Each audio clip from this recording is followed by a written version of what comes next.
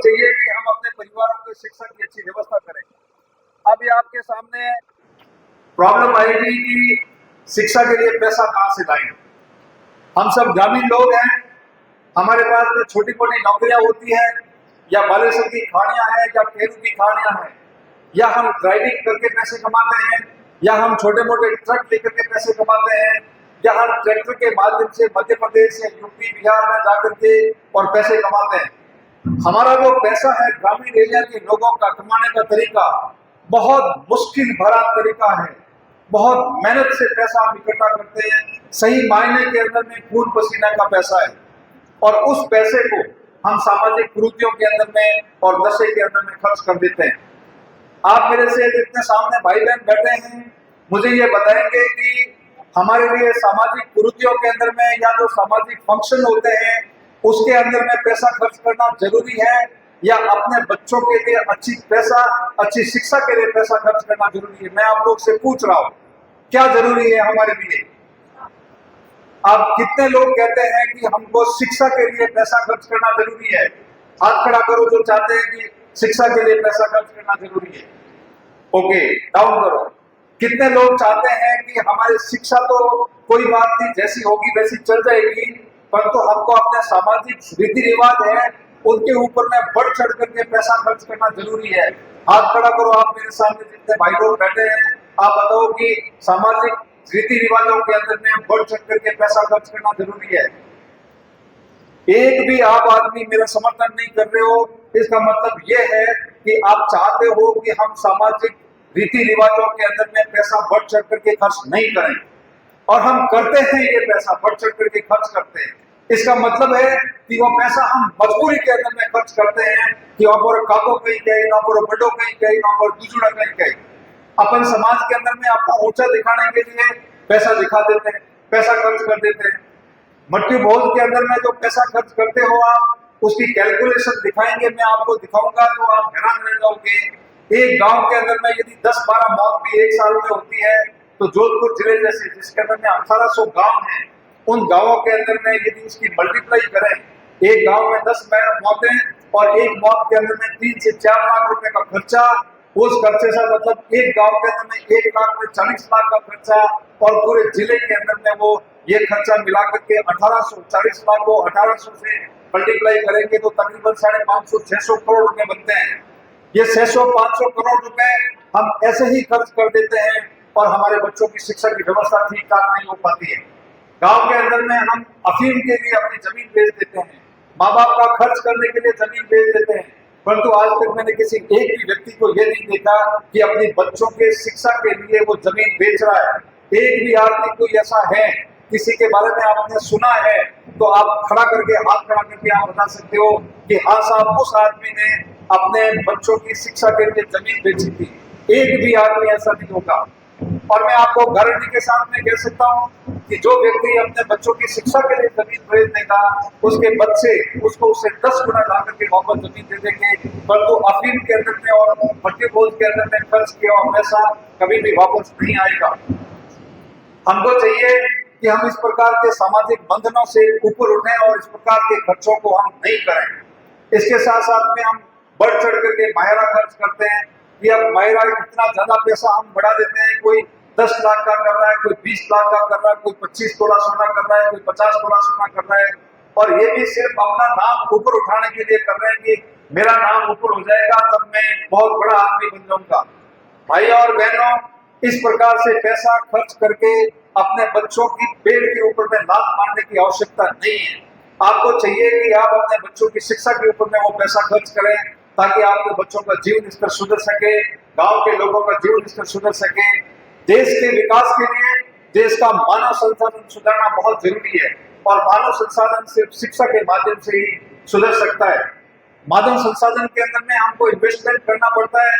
जो परिवार समझ गए, जो एडवांस है, वो शहरों में जाकर के बस गए हैं, गांवों में भी है, परंतु उनके अंदर में जागरूकता है, वो अपने बच्चों को अच्छी तरह से कोचिंग करवाते हैं, अच्छी स्कूलों के अंदर में, अच्छी कॉलेजेस के अंदर में भेजते हैं, उनके बच्चे तो आगे बढ़ जाते हैं। परंतु एक आम आदमी जिसके पास में सोर्स ऑफ इनकम नहीं है, वो दूसरों को देख करके बढ़ चढ़ करके मायरा करता है, बढ़ चढ़ करके वो मट्टी भोज करता है, बढ़ चढ़ करके वो शादियों के अंदर में खर्चा करता है, डीजे लेके आ जाता है। तो इस प्रकार से जो पैसा खर्च होता है वो पैसा हमको कहीं न कहीं कमजोर करता है, गांव के लोगों को मजबूत नहीं करता है। गांव के लोगों को मजबूत करने का एक ही तरीका है कि गांव के लोगों की शिक्षा बहुत अच्छी तरीके से हो। आप शिक्षा के अंदर में अपना इन्वेस्टमेंट बढ़ाएं और आप ये सोचें कि बाकी सब चीजें मेरे लिए प्रायोरिटी नहीं है, मेरे लिए प्रायोरिटी मेरे बच्चों की शिक्षा है। और सभी आदमी यदि शिक्षा के अंदर में पैसा खर्च करेंगे, मैं समझता हूँ कि गांव के अंदर में परिवर्तन बहुत जल्दी आ जाएगा। मल्टी बोल, आप सोचते होंगे कि आपके माताजी पिताजी के पीछे आपने 50 लाख रुपए खर्च करके 20-30 लाख रुपए खर्च करके आपने इतना बड़ा वो खर्च करके 2000-5000 लोगों को बुला करके आपने खाना खिला दिया, तो आप सोचते होंगे कि उनको कहीं स्वर्ग मिल जाएगा। कहीं स्वर्ग नहीं मिलने वाला है। ये बात जी कहते हैं, आप से पूछ सकते हो, धर्मशास्त्र हमारे ये कहते हैं कि आदमी को अपने कर्मों के हिसाब से उसको आगे जगह मिलती है। उस आदमी ने जीवन पर्यंत जैसे कर्म किए होंगे, उस कर्मों के माध्यम से उसने जो आगे अपनी जगह बना दी है, या जो भी आप पुनर्जन्म के अंदर में विश्वास करते हो, तो उसको पुनर्जन्म अपने कर्मों के हिसाब से होना है। ये जो पैसा हम खर्च करते हैं अपने मूंछों के ऊपर में ताव देने के लिए, हम दूसरों को नीचा दिखाने के लिए, दूसरों के अंदर में अपनी कॉलर को ऊंचा करने के लिए कि हमने इतना कितना पैसा खर्च कर दिया, हमने इतना बड़ा मल्टीपोज कर दिया, इस होड़ से हमको बचना है। कितने आदमी हैं जो मेरी इस बात को समर्थन करते हैं कि हमको इस चीज से बचना चाहिए? कितने आदमी हैं समर्थन करते हैं? बाकी लोग समर्थन नहीं करते हैं। एक बार जरूर दोनों हाथ खड़े करके बताओ कि आप चाहते हो कि गांव के अंदर में पैसा कम हो, खर्च हो, मल्टीपोज और इस प्रकार के दिखावे के अंदर में पैसा खर्च करना कम करें हम। Very good, thank you. अब आप यदि आप ऐसा मानते हैं कि ये पैसा फालतू के अंदर में हो रहा है, तो आज इस प्रांगण से आप लोगों को एक शपथ लेके जाना चाहिए कि हम इसके बाद मल्टीपोज नहीं खाएंगे। मैंने आज से 30-35 साल पहले मल्टीपोज नहीं करने की, नहीं खाने की शपथ खाई थी। पिताजी के स्वर्गवास के ऊपर में हमने मल्टीपोज नहीं किया। आज भी ये डिसाइड कर लो, आप लोग डिसाइड कर लो कि भाई हम मल्टीपोज नहीं खाएंगे और नहीं करेंगे। आपको कोई जबरदस्ती करने वाला नहीं है। और उसके बदले के अंदर में आप यदि वो पैसा गांव के विकास के अंदर में लगा देते हैं, तो गांव के 4 चांद लग जाएंगे। एक गांव के अंदर में यदि हम मल्टीपोज से बचा करके लाखों रुपए का डेवलपमेंट कर सकते हैं, ऐसे हॉल बना सकते हैं। देखो ये कितनी बड़ी एक समझदार कम्युनिटी है महेश्वरी समाज, जिन्होंने ये कितना बढ़िया हॉल बना रखा है, जिसके अंदर में हम बैठ करके हम अपना एक आनंद से ये एक मीटिंग कर रहे हैं। इसी प्रकार शहर के माथुर साहब, शहर के महेश्वरी साहब, शहर के जितने भी पढ़ी लिखी कम्युनिटीज हैं, वो पैसा इकट्ठा करके कहीं हॉस्पिटल बना देते हैं, कहीं पे वो हॉस्पिटल के अंदर में एयर कंडीशन चैम्बर्स बना देते हैं, कहीं पे वो हार्ट सेंटर बना देते हैं। तो हम भी अपने गांव के अंदर में, जो गांव के अंदर में सुविधाओं की कमी है, इस प्रकार की कमी हम अपने पैसे से गांव के अंदर में पूरी कर सकते हैं। अपने गांव के अंदर में अच्छे स्पोर्ट्स सेंटर बनवाएं, अपने गांव के अंदर में अच्छी लाइब्रेरीज बनवाएं, अपने गांव के अंदर में बच्चों को स्पोर्ट्स में आगे आने के लिए इंकरेज करें, अपने गांव के अंदर में बच्चे जो पढ़ नहीं सकते हैं उनके लिए ऐसा फंड का निर्माण करें, ताकि वो बच्चे यदि गरीब आदमी है और फीस भरने लायक नहीं है, तो उसके पैसे उसको वहां से मिल जाए और वो गांव का व्यक्ति आगे बढ़ पाए। जब तक हम इसके ऊपर में हम सिर्फ विश्वास करने से काम नहीं चलेगा, हमको इसके ऊपर में एक्शन लेना पड़ेगा। और ये एक्शन जब तक नहीं लेंगे, तब तक किसी प्रकार का कोई परिवर्तन नहीं आने वाला है। गांधी जी ने एक बात कहा था कि जो आप दुनिया के अंदर में परिवर्तन देखना चाहते हो, ऐसा परिवर्तन आपको घर से शुरू करना पड़ेगा, खुद से शुरू करना पड़ेगा। यदि आप इस प्लानिंग के अंदर में आज आए हो और आज अपने दिल से ये आप एक प्रण लेकर के चले जाते हो कि मैं आज के बाद मल्टीपोज नहीं खाऊंगा, मैं आपको ये नहीं कह रहा हूं कि आप मल्टीपोज नहीं करोगे। मल्टीपोज नहीं करने के पीछे बहुत सारे रीजन होते हैं, क्योंकि आप हो सकता है कि आपका भाई नहीं माने, आपका चाचा नहीं माने, आपका ताऊ नहीं माने, आपकी जो होती है वो नहीं माने, परंतु आप नहीं खाना तो आपके हाथ में है। इतने कैसे कितने लोग हैं जो आदमी ये आज यह तैयार हैं कि आज के बाद हम मल्टीपोज नहीं खाएंगे, जहां जाएंगे हम पानी पी करके वापस आ जाएंगे, चाय पी करके वापस आएंगे, परंतु मल्टीपोज नहीं खाएंगे। हाथ खड़ा करें ईमानदारी से जो चाहते हैं कि मल्टीपोज नहीं खाएंगे। ये संख्या बहुत कम है। ये संख्या कम होने का आप यदि समझते हो कि गांव के खर्चे कम हैं और कम होने चाहिए, परंतु आप उसको आप खुद से लागू नहीं करना चाह रहे हो तो इसके अंदर में परिवर्तन नहीं आएगा। भाई और बहनों, आपको चाहिए कि ये परिवर्तन आप खुद से शुरू करें। जब तक आप परिवर्तन शुरू से नहीं करेंगे तब तक नहीं होगा। तीसरी और अंतिम बात है मेरी, नशा व्यक्ति। अब ये जो नशा हमारे गांव के अंदर में होता है और आज हम कहते हैं कि हमारे बच्चे बहुत ज्यादा नशा करने लगे। मैं आप लोगों से पूछना चाहता हूं कि उनको नशा किसने सिखाया? मैं आपसे एक प्रश्न बोल रहा हूं कि उनको नशा किसने सिखाया? ये नशा हमने सिखाया। हम जाजम के ऊपर में नशा परोस देते हैं। जाजम के ऊपर में आपकी अफीम चल रही है, जाजम के ऊपर में आपकी बीड़ी, सिगरेट, तंबाकू, हुक्का सब कुछ चल रहा है। आप सब ढोल रहे हो, एक एक हजार लोग मट्टी भोज के अंदर में और सभाओं के अंदर में इकट्ठे हो जाते हो और वहां आपके छोटे बच्चे, आपके जो दादाजी वहां पे अफीम खा रहे हैं, उनके साथ में उनके पोता भी साथ में है। आप जब ये मट्टी भोज के अंदर बैठ करके या दूसरी सभाओं के अंदर में नशा कर रहे होते हैं तो आपके बच्चे आपको देख रहे होते हैं। आपको जब देख रहे हैं तो उन बच्चों के मन के अंदर में ये आता है कि हाँ, ये नशा बहुत ठीक ठाक बात है, इसमें तो कोई फर्क नहीं पड़ता है। आप जब दूर चले जाते हो तो आपने जो सिगरेट या बीड़ी फेंकी है, आपका पोता उठा करके उसको जला करके पीने की कोशिश करता है। तो ये हम जब तक जाजम के ऊपर में नशा खत्म नहीं करेंगे, हमारे बच्चा नशा नहीं देखेंगे तो नहीं सीखेंगे। शहर की जितनी बड़ी कम्युनिटीज है, पीढ़ी की कम्युनिटीज है, माथुर साहब, महेश्वरी साहब या जैन समाज के घर के अंदर में इस प्रकार का बीड़ी, चिलम, तंबाकू, हुक्का, अफीम नाम की कोई चीज उनके घर के अंदर में नहीं देखने के लिए मिलती है। क्यों? क्योंकि उन्होंने अपनी सभाओं के अंदर में इस प्रकार का कोई भी नशा उन्होंने वहां पे शुरू नहीं किया है।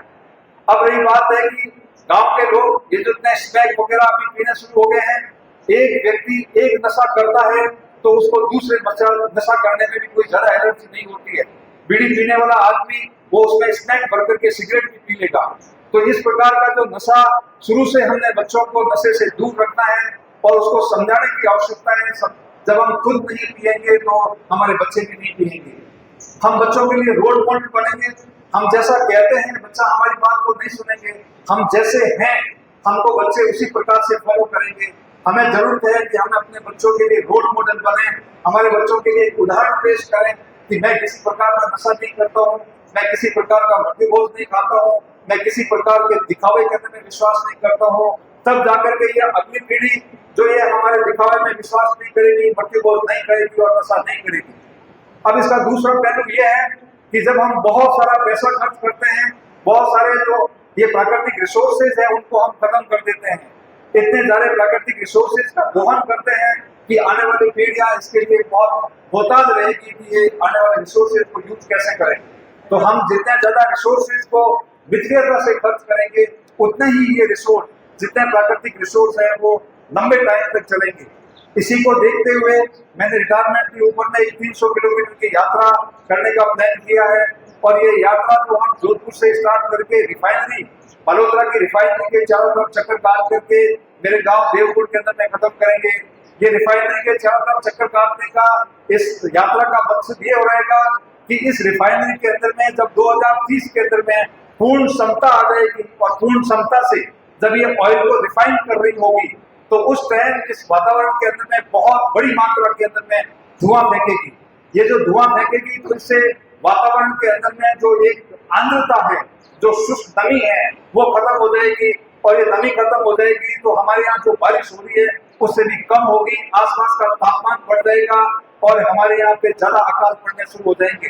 तो हमें चाहिए कि अभी से हम अवेयर हों, क्योंकि ये जो रिफाइनरी का धुआं जितना बाड़मेर की साइड में नहीं जाएगा उससे ज्यादा ये धुआं हमारी तरफ में आएगा, क्योंकि साल के लंबे टाइम तक ये जो हवा है पश्चिम से पूर्व की तरफ चलती है। तो रिफाइनरी के पूर्व की तरफ हमारे जितने गांव आते हैं, हम लोग आते हैं, सिरपुर तहसील आती है, ये पचुदरा या फिर आसपास के एरिया आता है, ये ओसिया, फलोदी है, जोधपुर है, ढोनी है, ये सब चीज एरिया जो है धुएं के क्षेत्र के अंदर में आएगा। तो हमको इस धुएं से बचने के लिए हजारों ज्यादा से ज्यादा पेड़ लगाने की आवश्यकता है। जब हम ज्यादा पेड़ लगाएंगे तो यहाँ का टेम्परेचर कंट्रोल में रहेगा, धुआं कंट्रोल में रहेगा और आने वाली पीढ़ियों के लिए हम एक अच्छा वातावरण दे पाएंगे। यदि आज से हमने नहीं सोचा तो आने वाले टाइम के अंदर में बहुत देर हो चुकी होगी। टेम्परेचर आज के जमाने के अंदर में 52 तक बढ़ गया है। यही टेम्परेचर यदि नॉर्मल तौर पे 56 डिग्री तक बढ़ गया, वैज्ञानिक ये कहते हैं, रिपोर्ट्स ये कहती हैं कि ये टेम्परेचर यदि 56 डिग्री तक बढ़ गया तो ये ग्लेशियर बहुत तेजी से पिघलना शुरू हो जाएंगे। जब ग्लेशियर बहुत तेजी से पिघलेंगे तो पूरा का पूरा पानी समुद्र के अंदर में आ जाएगा, समुद्र का लेवल ऊपर उठ जाएगा। समुद्र के अंदर में हजारों लाखों टापू है, उसके अंदर में लोग इस वक्त वहां पे रहते हैं। वो लोग वहां से निकल करके फिर जमीन के ऊपर में आ जाएंगे, जमीन के ऊपर में फिर जंगल काटेंगे, कंक्रीट जंगल खड़े करेंगे, मकान खड़े करेंगे और ज्यादा से ज्यादा पेड़ कटेंगे। इस प्रकार से ये इस प्रकार का सर्किल शुरू हो गया तो उस सर्किल को कंट्रोल करना बहुत मुश्किल हो जाएगा और ये पूरी मानवता के लिए बहुत बड़ा खतरा होगा। इसलिए हमें सभी को हम सब चीजों को छोड़ करके ये जो टेम्परेचर बढ़ रहा है, गर्मी बढ़ रही है, इसको रोकने के लिए ज्यादा से ज्यादा पेड़ लगाने की आवश्यकता है। एक अनुमान के मुताबिक सिर्फ भारत देश अकेले के अंदर में आज के दिन 500 करोड़ पौधे लगाने की आवश्यकता है। 500 करोड़ पौधे भारत अकेले के अंदर में लगने की आवश्यकता है, तब जाकर के हम इस जो टेम्परेचर है इसको हम स्टेबलाइज कर सकते हैं। नहीं तो ये टेम्परेचर जिस गति से बढ़ रहा है, ये बढ़ने वाले आने वाले समय के अंदर में इसको कंट्रोल करना मुश्किल होगा और पूरी मानवता के लिए बहुत बड़ा खतरा होगा। हमारे लिए जीना दुष्कर हो जाएगा। आने वाली पीढ़ियां हम सभी को पूछेगी कि हमारे जो पूर्वजों ने हमारे लिए ये क्या कर दिया कि आज हमारे जीना मुश्किल हो रहा है। तो मैं इसी शब्दों के साथ में मैं आपको फिर रिपीट करते हुए तीनों बातों को कि शिक्षा के ऊपर में ज्यादा ध्यान दें, अपने गांव के अंदर में जितने फालतू के बच्चे हैं उन बच्चों को रोकें और अपने गांव के अंदर में जितना नशा है उस नशे को रोकें। नशे को रोक करके हम अपने गांव के अंदर में एक अच्छा वातावरण तैयार कर सकते हैं। नशे के बारे में भी एक और चीज बताना चाहूंगा कि ये जो अपन इतनी बड़ी तादाद के अंदर में सभाओं के अंदर में नशा करते हैं, तो हम ये जो तस्कर होते हैं जो अफीम और गांजा का तस्कर करते हैं, ये डोडा का तस्करी करते हैं, उनके लिए हम एक ओपन मार्केट तैयार करते हैं। क्योंकि इतनी बड़ी मात्रा के अंदर में जब तस्करी यहाँ पे जब ये खपत होती है तो उनको तस्करी भी वहां से करना भी बहुत आसान हो जाता है, क्योंकि उनको यहाँ पे मार्केट मिल रही है। एक अभी मैं जोधपुर के एसपी साहब से एक दिन बात कर रहा था तो वो कह रहे थे कि पूरे इंडिया के अंदर में ये जो मारवाड़ रीजन है, स्पेशली इसके अंदर में जोधपुर है, ये तस्करी का बहुत बड़ा अड्डा बन चुका है। क्यों? क्योंकि इसके पीछे ये सामाजिक बुराइयां हैं कि हम समाज के अंदर में ये अफीम ऑफर करते हैं और स्लोली हमारी यंग जनरेशन भी इस अफीम को खाने के लिए आदी हो गई है और इस प्रकार से हम इन तस्करों के लिए मार्केट देते हैं। यही तस्कर बड़े पैसे कमाते हैं इससे और बड़े पैसे कमाने के बाद बड़ी गाड़ियां देते हैं और फिर वो पॉलिटिशियंस बन जाते हैं, वो फिर एमएलए बन जाते हैं या वो जिला परिषद के सदस्य बन जाते हैं। उन लोगों को जब वो उनको पैसे के माध्यम से जब वो उनको किसी भी प्रकार का प्रोमिनेंस मिल जाता है तो फिर आप स्टेज में बुला करके उनको सम्मान भी करते हो। जब आप तस्करों का या आचार एक व्यक्ति के जिसके किसी के अंदर में किसी प्रकार की कोई क्वालिटीज नहीं है, उन लोगों को स्टेज में बुला करके आप सम्मानित करोगे तो आपकी यंग जनरेशन भी देखेगी कि तस्करी करके पैसा कमा करके बड़ी गाड़ी ले करके इलेक्शन जीत करके अपने को स्टेज में पहुंचना है। नैतिकता के आधार पर काम करने वाली सोसाइटी खत्म हो जाएगी और आने वाले समय के अंदर में हम लोग एक गर्व के अंदर में जा रहे होंगे। हमें चाहिए कि इसकी इम्प्लीकेशन को समझें कि ये जो मृत्यु भोज या नशा है ये कितना डीप है। सिर्फ पैसा ही नहीं है, आप इसको इस पैसे से जोड़ करके नहीं देते हैं कि सिर्फ पैसा खर्च हो जाता है, पैसा नहीं है, इसके पीछे इतनी बड़ी जो इतना बड़ा बच्चों की छोटी बच्चियों की शादी कर देते हैं, छोटी बच्चियों की शादी कर देते हैं, 17-18 साल की होते ही उसके पेट से बच्चा पैदा हो जाता है। बच्ची तो खुद उसकी शारीरिक रूप से वो इतनी कमजोर है और उससे बच्चा पैदा होगा तो शारीरिक रूप से कमजोर ही होगा। जो शारीरिक रूप से कमजोर बच्चा पैदा होगा तो क्या आप आशा करते हो कि वो बहुत बड़ा अफसर बन जाएगा? क्या उसके अंदर में बहुत बड़ा दिमाग हो जाएगा? क्या वो बहुत बड़ा साइंटिस्ट बन जाएगा? क्या वो बहुत बड़ा IAS IPS बन जाएगा? जब उसका दिमाग ही नहीं डेवलप हुआ है, उसका शरीर ही डेवलप नहीं हुआ है, तो आप किस प्रकार से उस बच्चे को आगे बढ़ाओगे? तो ये जो मृत्यु भोज या जो सामाजिक कुरीतियां हैं, इनकी बहुत गहरी है। एक इसके अंदर में आप डीप स्टडी करोगे तो आपको पता लगेगा कि ये हमारे समाज के लिए बहुत घातक है, बहुत ही बुरा है। इसको हम इस सभी को चीज को समझते हुए इसको हम जल्दी से जल्दी खत्म करें। और अभी हमारे साथ में डॉक्टर भरत जी और कमलेश चंद्रा जी, डॉक्टर भरत 50 विलेजेस के फाउंडर हैं, बाड़मेर से पहुंच गए हैं। कमलेश चंद्रा जी सना इंटरनेशनल स्कूल बीकानेर से आ रहे हैं। इन दोनों का स्वागत होना है और हम चाहेंगे कि उनका जोरदार तालियां बजा करके स्वागत करें। हमारे लिए, हमारे बच्चों के लिए एक बीकानेर से और बाड़मेर से चल करके यहाँ पहुंचे हैं, तो उनका स्वागत करें, सम्मान करें। धन्यवाद।